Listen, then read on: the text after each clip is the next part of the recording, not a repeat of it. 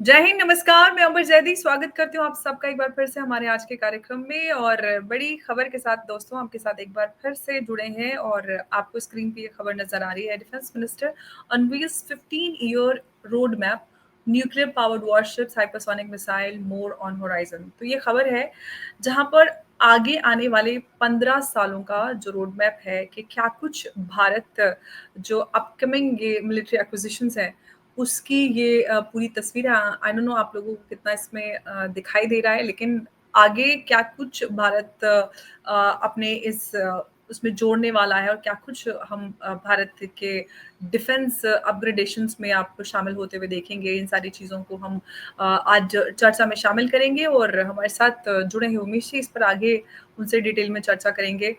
उमेश जी, बहुत-बहुत आपका स्वागत है। जय हिंद, नमस्कार। ये जय डिफेंस सिया राम। मिनिस्टर जय सिया राम।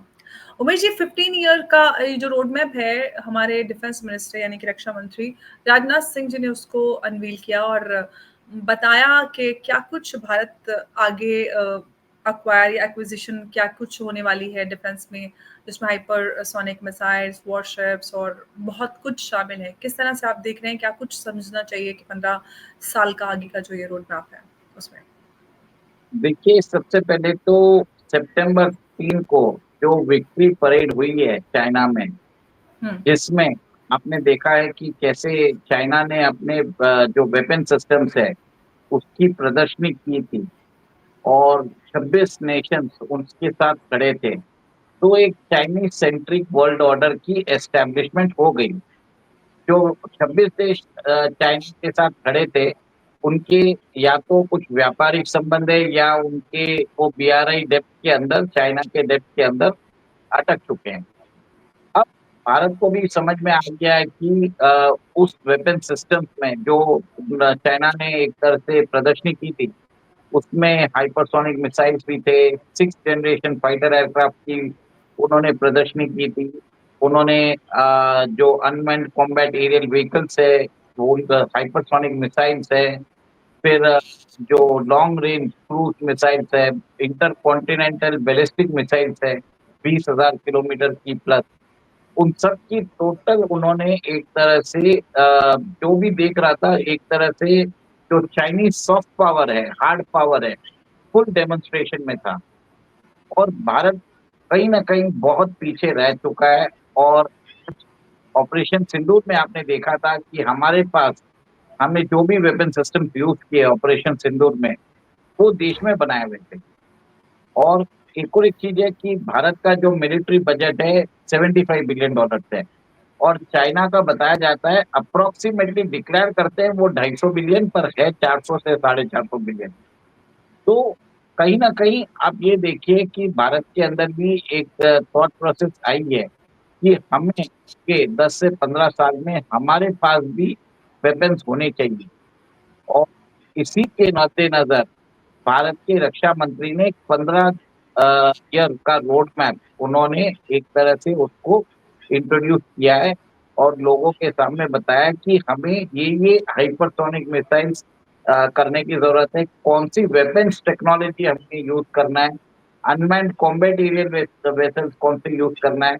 और ऐसे भी उन्होंने बताया है कि जो uh, high altitude long endurance vehicles, मतलब जो अनमैन्ड कॉम्बैट एरियल व्हीकल रहेंगे, वो सिर्फ़ हमारे एटमॉस्फेयर में नहीं रहेंगे, वो हमारे एटमॉस्फेयर के बाहर भी रह के वो मतलब स्पेस वॉर के लिए भी वो तैयार हो चुके हैं। ये मैं बता रहा हूँ कि नॉर्मल मिसाइल तो ठीक है, बट फ्यूचर का वॉरफेयर क्या होने वाला है? It will be totally unmanned combat aerial vehicle और स्पेस में होगा, साइबर होगा और उसको एक फ्यूचरिस्टिक वेपन्स के हिसाब से। और उन्होंने बता भी दिया कि नंबर्स भी स्पेसिफाई कर दिए कि हमें मिनिमम प्रोडक्शन करना पड़ेगा और अपने स्टॉक पाइल में रखना पड़ेगा। जिससे एक तरह से देश के अंदर जो साइंटिफिक जो कम्युनिटी है, हमारी जो डीआरडीओ है, उनके पास भी रोड मैप आ चुका है कि we have to develop this technology. और दूसरे जो पीएसयूज़ हैं और भी जो हमारे प्राइवेट सेक्टर डिफेंस में हैं, उन्हें भी एक तरह से एक रूपरेखा दे चुकी है गवर्नमेंट कि हमें ये काम करना है। तो दिस इज इससे क्या होगा, देश के अंदर इन्वेस्टमेंट बढ़ेगा, देश के अंदर लोगों को समझ में आ जाएगा कि गवर्नमेंट का विजन क्या है। और उस विजन के अंदर अभी आपने देखा है कि 1 लाख करोड़ का उन्होंने स्टार्टअप में इन्वेस्टमेंट करने का भी बताया है। तो ये सब चीज एक तरह से देश के अंदर इनोवेशन को स्प्रेड करेगा। और हमने ये भी देखा है कि हमारी जो स्टार्टअप्स है वो बहुत अच्छा काम कर रही है in the field of unmanned combat aerial vehicles and other things. जितने भी जो नए चीजें बन रहे हैं उसमें हमारे स्टार्टअप्स ने बहुत अहम भूमिका निभाई है, भले ही वो स्काई रूट हो या दूसरी कंपनीज हो। They have done a very tremendous job. बस यही बात हुआ है, कंप्लीट लेखा जोखा उन्होंने यही दिया है। और हमने वो वेपन सिस्टम्स की बहुत बार बात कर ली है अपनी शोज में। तो इसके लिए मैं थोड़ा-सा इसको कट शॉर्ट कर रहा हूँ, नहीं तो मैं ये बता सकता हूँ, ये चले जाएँगे, वो चले जाएँगे। बट समवेयर उन्होंने एक तरह से रूपरेखा दे दी है। और डोमेस्टिक प्रोडक्शन होने से हम किसी पे निर्भर नहीं होने वाले। देश के अंदर हमें अगर सप्लाई बढ़ानी है ओवरनाइट, हम उसको बढ़ा सकते हैं। इसके लिए एक तरह से रूपरेखा वो उन्होंने दे दी। जी, बिल्कुल इसमें पूरा जो रोड मैप है, जिस रूपरेखा की हम बात करें कि आने वाले जो 15 साल है, उसकी रूपरेखा नज़र आ रही है कि भारत का जो रक्षा को लेकर और देश की सुरक्षा को लेकर जो प्लान है और क्या कुछ भारत के पास आने वाला है, ये इसमें बताया जा रहा है। और आपने समय की भी अगर हम बात करें, तो आपने कहा विक्ट्री परेड की बात की कि विक्ट्री परेड के बाद ये भारत की तरफ से ये अनाउंसमेंट, तो कहीं न कहीं ये भी है कि जो विक्ट्री परेड चाइना में हुई, उसमें सीधी तरह से यूएस को चैलेंज चाइना कर रहा था और उसमें हमने भारत को नहीं देखा, वहाँ पर पाकिस्तान शामिल था और भी ताकतें थीं। कहीं न कहीं भारत ने उससे परहेज़ किया कि हम यूएस से ऐसी कोई दुश्मनी नहीं रखते हैं और ना ही हमें कोई दुश्मनी करनी है। हम क्योंकि हम किसी से अननेसेसरी कोई दुश्मनी रखने का कोई फ़ायदा नहीं है। ये समय की बात करें और हम भारत की इस तैयारी की बात करें, तो इससे और क्या कुछ हम समझ सकते हैं कि क्या कुछ मतलब निकलते हैं? देखिए देखिए अंबर जी, जो भारत के रक्षा मंत्री ने बोला है कि हमें वेपन सिस्टम जो ज़रूरत है, तो जैसे हमने बात किया था लेज़र वेपन्स, जो अभी उन्होंने बोला है कि इमीडिएटली हमें रेंज चाहिए 6 से 8 किलोमीटर की। उसको वो रेंज 15 किलोमीटर की हो जाएगी इन सम ईयर्स। और हुँ। उन्होंने बताया कि AI network centric warfare systems develop होंगे, जिसमें डिटेक्शन होगा, ऑटोमैटिक डिटेक्शन होगा, ऑटोमैटिक टारगेटिंग होगी। और उन्होंने ये भी बोला है कि कितने हमें ये स्टेल्थ फाइटर चाहिएँगे, कितनी सबमरीन्स चाहिएगी, 10 न्यू सबमरीन्स चाहिएगी। यहाँ तक की पूरी रूपरेखा मॉडर्नाइज़ेशन प्रोग्राम कंप्लीटली उन्होंने एक तरह से दे दिया है। और उन्होंने ये भी बताया कि हमें इंडियन एयर फोर्स है, उनको 150 स्टेल्थ बॉम्बर की ज़रूरत रहेगी। फिर वो ऐसा होना चाहिए कि हमारी टेरिटरी में नहीं, डीप अमेरिकन एनिमी टेरिटरी में भी जाके वहाँ पे भी वो स्ट्राइक कर सकते हैं। उन्होंने बोला है कि पायलटलेस एयरक्राफ्ट की बात की है, तो मतलब हमारा जो अनमैन्ड कॉम्बैट एरियल व्हीकल है, उसके द्वारा भी हम एक तरह से बोलते हैं ना, रिमोट कंट्रोल जैसे भी हम टारगेट कर सकते हैं। तो वहाँ तक भी उन्होंने एक तरह से बता दिया है, हमें ये टेक्नोलॉजी डेवलप करनी है। चाइना हमसे बहुत आगे है, वो उसने अभी तक प्रोटोटाइप पे काम कर रहा है और हम अभी भी डिज़ाइन पे हैं। देखिए, अभी भी हम कम से कम, ये मेरा आंकलन है, हम 10 साल पीछे हैं चाइना से in terms of defence tech. Bharat सरकार ट्राई कर रही है वो गैप को ब्रिज करने के लिए, बहुत जगह हमने ब्रिज कर चुके हैं। बट ओवरऑल अगर देखा जाए, जिस हिसाब से आज चाइना है और हम हैं, we are 10 years away from China in terms of tech capability. हम बाहर से खरीदेंगे, आप बोलोगे हम अमेरिका से खरीदेंगे, हम फ्रांस से खरीदेंगे, पर अल्टीमेटली जो आपकी डोमेस्टिक प्रोडक्शन कैपेसिटी रहेगी, वो बहुत इम्पोर्टेंट होती है। इसी के लिए चाइना ने भी क्या किया, अमेरिका ये सब विक्ट्री परेड तब किया है, तब उनको मालूम था कि they can take on America. आज 25 नेशंस को उनके साथ खड़ा रख के, ये एक तरह से वो अमेरिकन लर्ड वर्ल्ड ऑर्डर को चैलेंज कर रहे हैं। उसके अंदर भी देखिए, नॉर्थ कोरियन डिक्टेटर जो किम जो है, कभी भी नहीं जाते। वो फर्स्ट मल्टीलैटरल समिट में अटेंड किए। और ये बहुत बड़ी एक तरह से वार्निंग है for for American led world order, जिसमें China, Russia, Iran, North Korea साथ में मिलके आके एक अपना ही एक वर्ल्ड ऑर्डर डिफाइन कर रहे हैं और अमेरिकन सैंक्शंस को चैलेंज कर रहे हैं, क्योंकि चारों नेशन, जो तीनों नेशन है, भले ही रशिया हो, ईरान हो, नॉर्थ कोरिया हो, तीनों को अमेरिका ने सैंक्शन किया है। इन लोगों की कॉमन एनिमिटी अमेरिका के थ्रू है, और इससे इन सबको, जो सबको बांधने वाला जो है, वो चाइना उभर के आया है। ऐसा है कि भारत को भी अपने पड़ोस पड़ोस में जो थ्री फ्रंट वॉर है, उसके लिए गियर अप होना भी जरूरी है। हमें भी मालूम है कि हम चाइना अरुणाचल प्रदेश भूला नहीं है, चाइना लद्दाख भूला नहीं है। हमें भी अपना अक्साई चीन लेना भी है उनसे। अल्टीमेटली वो भारत की टेरिटरी है और we have to take it back. कब होगा हमें नहीं मालूम, but definitely we will have to take it back. और जब चाइना के अंदर कोई प्रॉब्लम्स होते हैं, जब वो इंटरनली वीक होता है, then we can do that thing. आप तभी कर पाओगे जब आपके पास वो वेपन सिस्टम्स रहेंगे जो चाइना के पास है, आप उनको काउंटर कर सकते हो। अब हमारा सिर्फ ट्रेड के ऊपर बात हो रही है, क्योंकि दोनों देश ट्रेड की बात करना चाहते हैं।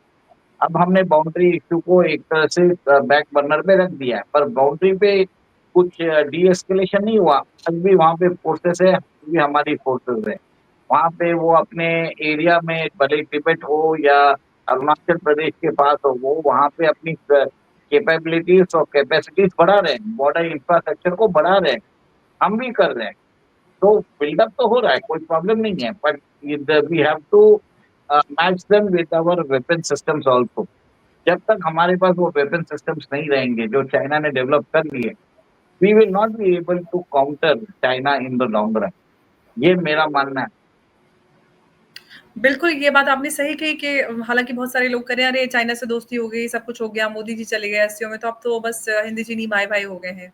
मैं भी एक टीवी प्रोग्राम में थी, उसमें भी ये हो रहा था कि अरे नहीं, एक कम्युनिस्ट पार्टी वाले थे कि अब तो हिंदी चीनी भाई-भाई हो गए यार, मोदी जी चाइना चले गए। तो इसको कितना सीरियसली ले सकते हैं, या चाइना पे भरोसा, जैसे कि आपने कहा कि थ्री फ्रंट वॉर के लिए भारत को तैयार करना ज़रूरी है। और जिस तरह से अचानक से ये जो सिचुएशन ऑपरेशन सिंदूर वाला ये सब हुआ, ऑफ कोर्स ऐसा तो तैयारी रखनी पड़ती है। अब ऐसा नहीं कि किसी पे हमेशा अटैक के लिए तैयार है, लेकिन अगर आपके ऊपर कोई अटैक कर सकता है, आपको नुकसान पहुँचाना है, तो ऑफ कोर्स आपको मुँह-तोड़ जवाब देना तो ज़रूरी है। अब चाइना आज आपके साथ मौके का फ़ायदा उठाकर दोस्ती का हाथ बढ़ा रहा है और चीज़ें नॉर्मल सी की तरफ जा रही हैं। बट भविष्य में क्या हो सकता है, ये तो किसी को नहीं पता। तो तैयारी भी बहुत ज़रूरी है। देखिए, you can trust a snake but not a Chinese. मैं सिंपल सी चीज में बता दिया। शाम से आपकी दोस्ती हो सकती है, वो आपका वफादार रहेगा, पर चाइनीज नहीं रहेंगे। तो ये कम्युनिस्ट पार्टी ऑफ इंडिया, जो भी इनके जो लोग हैं, जो हिंदी चीनी भाई भाई बोलते हैं, इनको चाइना से पैसे मिलते हैं। चाइना ऐसे लोगों को हमारे देश के अंदर फंड करता है। हमारी बिकी हुई मीडिया, जो चाइनीज बिकी हुई मीडिया है, चाइनीज बिके हुए एकेडमिशियंस है, चाइनीज से बिके हुए मीडिया पर्सनल्स है, और चाइनीज बकने वाले जो पॉलिटिकल पार्टीज है, इन सब से बच के रहना पड़ेगा। देश के अंदर आप हमें एक तरह से विश्वास है कि चाइना अभी हम पे हमला नहीं करेगा, पर अंधविश्वास में नहीं रहना चाहिए कि कभी करेगा ही नहीं। ऐसा नहीं होगा, और हमें अपनी कैपेसिटी को बिल्डअप करना चाहिए। ऊपर से हमें, मेरा ये मानना चाहिए कि ये है कि अभी दलाई लामा को जो है, वो टिबेटन इश्यू एक बहुत बड़ा एक प्रॉब्लम आने वाला है इंडिया और चाइना के बीच में। जब दलाई लामा का नया दलाई लामा, नेक्स्ट दलाई लामा का चुनने की बारी आएगी, उस समय आप देखेंगे भारत में एक दलाई लामा रहेगा, चाइना अपना दलाई लामा बताएगा, फिर वहां पे एक नया टेंशन होने वाला। जो लोग ये नहीं देख पा रहे हैं, एक तरह से आप समझ लीजिए कि they are in the fools paradise. उन्हें समझ में नहीं आ रहा है ये सब चीजें। बस एक चीज है कि अभी जो बेनिफिट ले सकते हैं हम चाइना से, अमेरिका से हमारा जो अनबन हुआ है, जो शायद खत्म भी हो सकता है, तो उसमें जो बेनिफिट ले सकते हैं हमें ले लेना चाहिए। पर हमने ये भी देखा है कि चाइना ने हमारे पर फर्टिलाइजर्स जो थी, जो उन्होंने हमको देने के लिए वादा किया था, उन वो शिपमेंट्स अपने देश के अंदर रोक के रखी है। वो जल्दी क्लियर नहीं कर रहे हैं, क्योंकि आगे आने वाला 6 महीने का सीजन भारत के लिए इम्पोर्टेंट है। देश के अंदर स्कैर्सिटी रखना चाहते हैं ताकि प्राइसेस बढ़े हुए रहें। हमारे किसानों को वापस वो काम कर रहे हैं। देखिए, अब भी हमें समझनी पड़ेगी कि चाइना का ऑल्टरनेटिव हमें ढूँढना पड़ेगा। इमीडिएटली हमें चाइना के साथ डील करनी है और मीडियम टर्म में we have to go for alternative to China, वो हमें देखने की ज़रूरत है। और अभी भी हम बहुत पीछे हैं, China 6th generation fighter aircraft पे काम कर रहा है और हमारे पास अभी रफाल के सिर्फ 36 जेट हैं। चाइना के पास 200 जेट है 5th जनरेशन फाइटर एयरक्राफ्ट की। This is a difference Ambar ji. हम अभी तक बहुत पीछे हैं, we have to understand that. और भी दूसरे चीज़ों में मैं बता सकता हूँ कि वो के पास देखिए अभी match them in missile technology, ठीक है? हमारे पास भी मिसाइल सिस्टम्स हैं, जो हम हमारे पास भी एमआईआरवी मिसाइल्स हैं, हमारे पास भी जी, हाइपरसोनिक मिसाइल्स हैं, बट चाइना के जी। पास उसकी रेंज अच्छी है।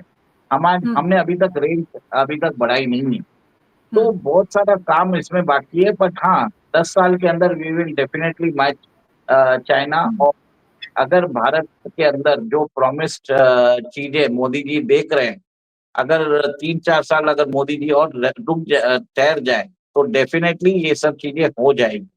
इसके लिए लोग मोदी जी को हटाना चाहते हैं, इसके लिए लोग बोलते हैं कि मोदी जी आप 75 साल के हो गए, आप रिज़ाइन करिए। इसके लिए लोग मोदी जी को बोल रहे हैं कि मोदी जी ने वोट चोरी की है, क्योंकि भारत हुँ, के दुश्मन हैं, भारत के विकास के दुश्मन हैं, 140 करोड़ की जनता के लिए दुश्मन हैं। और रशियन ऑयल भी भारत ले रहा है ना, उसमें सिर्फ अदानी-अंबानी नहीं ले रहा है। भारत के एचपीसीएल भी ले रहा है, बीपीसीएल भी ले रहा है, आईओसी भी ले रहा है, एमआरपीएल भी ले रहा है। इनको ये मालूम नहीं है कि ये इन्होंने एक तरह से झूठा प्रोपेगेंडा फैला के रखा है। देश के अंदर रेजिम चेंज की ऑपरेशन चल रही है। मैं बार-बार ये बात इसके लिए बता रहा हूँ क्योंकि सीआईए चुप बैठने वाला नहीं है। और अभी बात हुई है कि पीटर हास अभी भी बांग्लादेश में कल मिलने गया हुआ है और बांग्लादेश सबसे बड़ा प्रॉब्लम है हमारे लिए, क्योंकि पाकिस्तान और चाइना डायरेक्टली हमारे पे अटैक नहीं कर सकता, पर ये बांग्लादेशी जो है भारत के अंदर और वो जो हमारा बॉर्डर जो अभी तक अनचेक है, उसको जी, हमको सील करना बहुत ज़रूरी है। और अमर जी आगे जाके यही है कि डिफेंस मिनिस्टर ने तो अपना काम कर दिया, बट भारत के अंदर जो हमारे पीएसयूज़ हैं, उनको एक तरह से वो विज़न से को लेके काम करनी पड़ेगी। हमारी जो ब्यूरोक्रेसी है, वो एक तरह से बहुत ही स्लो है और उनको अकाउंटेबल रखना पड़ेगा। डीआरडीओ में जो ऑफिशियल्स हैं, जो कावेरी इंजन पे काम कर रहे हैं, जीपीआरई के लोग, वो क्यों नहीं कर पा रहे हैं? हम क्रायोजेनिक इंजन बना सकते हैं, पर फाइटर जेट इंजन क्यों नहीं बना सकते? सबसे बड़ा ये प्रॉब्लम चल रहा है। क्या देश के अंदर कोई ऐसी लॉबी है, जबरदस्ती वो फाइटर जेट इंजन नहीं बनाने के लिए एक तरह से ये बात कार्य कर। उमेश जी आपने बहुत रेलेवेंट क्वेश्चन या पॉइंट यहाँ पर उठाया है क्योंकि कावेरी इंजन की बात करते हैं इतने सालों से नहीं बना हम जहाँ कोई नहीं पहुंचा वहां हम पहुंच रहे हैं चांद की बात हो सूरज की बात हो लेकिन हमसे इंजन नहीं बन रहा ये बात थोड़ी समझ से बाहर रहती है। देखिए, बोलना तो नहीं चाहिए, बट समझ में नहीं आता है कि अगर आप स्पेस में भेज सकते हो, मार्स मिशन कर सकते हो, चंद्रयान मिशन भेज सकते हो, मून में सैटेलाइट्स भेज सकते हो, तो वहाँ पे भी तो इंजन चाहिए। उसको भी तो अर्थ के एटमॉस्फेयर को, ग्रेविटी को निकाल के फिर बाद में ट्रैवल करना पड़ेगा। यहाँ पे देश के अंदर ही आपको एक इंजन बनाना है विद थ्रस्ट कैपेसिटी है। वो भी आपने देखा कि कावेरी के अंदर हम 48 किलो नॉट्स का थ्रस्ट लेके आ चुके थे। जी और न्यूटन जी बर्नर के हिसाब से 73 किलो नॉट्स का कर चुके थे। हमें न्यूटन कितना चाहिए न, हाँ, किलो न्यूटन का थ्रस्ट चाहिए। तो मैं वो वही बता रहा हूँ, अभी हमें जो तेजस एलसीए एमके-1 है, उसके अंदर 90 किलो न्यूटन का थ्रस्ट चाहिए। और और 73 और 90 के बीच में कितना डिफरेंस है? 17 किलो न्यूटन का फ़र्क है। और एलसीए तेजस एमके-2 के लिए हमें 98 किलो न्यूटन्स की चाहिए। 73 और 98 किलो न्यूटन्स के बीच में 25 किलो न्यूटन का फ़र्क है। तो ये ब्रिज क्यों नहीं कर पा रहे? ऐसा क्या बात है? डायरेक्टली मैं तो जो लेमन लैंग्वेज में है, मैं जो समझ में रखा है लोगों के, मैं तो वही पूछ रहा हूँ। क्या हमारे पास वो एलॉय मैन्युफैक्चरिंग नहीं है? क्यों नहीं है भाई? मिश्रा धातु ने अच्छा काम किया है और ये पीटीसी इंडस्ट्रीज़ काम कर रही है उसके अंदर। तो डीआरडीओ के साइंटिस्ट ये क्यों नहीं कर रहे हैं? क्या अंदर कोई है क्या जानबूझ के सैबोटाज कर रहा है? I have to ask this question, क्योंकि जब रोड मैप दिया है, we have to ask relevant question, क्यों नहीं कर पा रहे भाई? आप जब तक पिन पॉइंट नहीं करोगे और उस डिपार्टमेंट को पिन पॉइंट नहीं करोगे जिसकी रिस्पॉन्सिबिलिटी है, तब तक ये काम नहीं करने वाले। तो जीटीआरई के जो ऑफिशियल्स हैं, जो इस प्रोग्राम के ऊपर पैसे लेके देश का पैसा बर्बाद कर रहे हैं, मैं उनसे यही पूछना चाहता हूँ इंजन कब तक बनेगा। और हमारे जो फाइटर पायलट्स है, जो हमारे आउटडेटेड फाइटर प्लेन चला रहे हैं, जैसे मिग हो, मिराज हो, जैगुआर है, उनकी जान की आपको कोई अब कीमत नहीं है क्या? सिंपल है, आप उनकी जान से खेल रहे हो। This is self inflicted sabotage, मेरा यही मानना है। और जो भी ये काम को डिले कर रहा है उसको नेशनल ट्रेटर मान के उसको उसको नेशनल ट्रेटर डिक्लेयर कर देना चाहिए।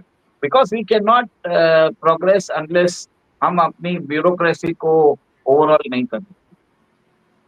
बिल्कुल। और प्रधानमंत्री मोदी ने 15 अगस्त को इन सारे बिंदुओं पर काफ़ी ध्यान दिया और उन्होंने आगे आने वाले समय में क्या तैयारी और क्या कुछ हमें ध्यान रखने की ज़रूरत है, इन पर बात की। ख़ास तौर में ऐसे समय में जब भारत और अमेरिका के बीच में जो रिश्ते इस तरह के चल रहे हैं। हालाँकि वो बात अलग है कि प्रेज़िडेंट ट्रम्प अब भारत और प्रधानमंत्री मोदी की बहुत तारीफ़ें कर रहे हैं, कसीदे पढ़ते नज़र आ रहे हैं। लेकिन फिर भी अमेरिका के इस रवैये से भारत को जो चैलेंजेस अगले 1 दशक में आते हैं, आज ही उसकी तैयारी और चीज़ें समझ में आ गई, तो समय से पहले भारत उसके लिए तैयार हो सकता है। ये इस पूरे सिचुएशन से कहते हैं ना कि हर चीज़ से आपको कुछ ना कुछ सीखने के लिए मिलता है। तो भारत के लिए यहाँ पर एक बहुत बड़ी सीख रही है इस पूरे जो भारत और अमेरिका के बीच में ट्रेड वॉर चल रहा है। आपको रीसेट को लेकर लग रहा है कि कुछ चीज़ें एकदम ठीक हो जाएँगी, और क्योंकि अब सब कुछ देखिए, जब तक हम बात नहीं करेंगे, हम रिलेवेंट लोगों को पूछेंगे नहीं टफ क्वेश्चंस, तब तक प्रॉब्लम तो ये लोग समझेंगे भी नहीं। लोगों को हुँ, पूछना चाहिए कि भैया तेजस एलसीए आपने 86 में चालू किया था, हुँ, 38 साल क्यों हुए? मैं ये हुँ, कोई भी सरकार की बात नहीं कर रहा हूँ। We have to see, because ये टैक्स पेयर्स के पैसे हैं हुँ, और इन पैसों को बर्बाद करना it is a national crime, जिसमें हम देख रहे हैं कि हम एडवांस जेट्स लेना पड़ रहा है फ्रांस से। आप सोचिए एक जेट जो रफाल है 2600 करोड़ रुपए का पड़ता है हमें। अगर वही हम भारत के अंदर बना दे तो 700 करोड़ में पड़ जाए। तो ये कौन लोग हैं जो भारत को 700 करोड़ में वो जेट बनाने नहीं दे रहे हैं? हुँ। सिंपल सा क्वेश्चन है। जी, बिल्कुल, बड़ा इम्पोर्टेंट क्वेश्चन है। और अब सवाल ये आम लोग भी इस तरह के सवाल पूछने लगे हैं उमेश जी। और जनता समझ रही है इन सारे चैलेंजेस को कि हमारे पास अगर इंजन नहीं है, तो कितना बड़ा चैलेंज हमारे सामने है। और प्रधानमंत्री मोदी ने जिस तरह से आगे अभी तो हमने देखा कि डिफेंस मिनिस्टर ने 15 सालों का रोड मैप, उससे पहले प्रधानमंत्री ने मेक इन इंडिया पे बड़ा फोकस दिया कि हमें आत्मनिर्भरता पर बड़ा ध्यान देना है। और ये प्रधानमंत्री मोदी का उद्देश्य रहा है कि भारत पूरी तरह से आत्मनिर्भर हो। खास तौर से डिफेंस में आत्मनिर्भर होना बहुत ज़रूरी है, क्योंकि अगर सुरक्षा के नज़रिए से बात करते हैं, जो जी की बात करते हैं, जो इंजन्स नहीं मिले, डिले हुए और सारी चीज़ें हमारे सामने बहुत सारे एग्ज़ाम्पल्स हैं, जिसकी वजह से हमें काफ़ी सारी समस्याओं का सामना करना पड़ता है। तो ये बड़ा एक लर्निंग हमारे सामने है कि हम आने वाले समय में हमें किन-किन तैयारियों की ज़रूरत है। उमेश जी, बहुत-बहुत आपका धन्यवाद इस आज की अहम चर्चा में जुड़ने के लिए। नमस्कार, जय हिंद, जय भारत। जय सिया राम। जय सिया राम उमेश जी।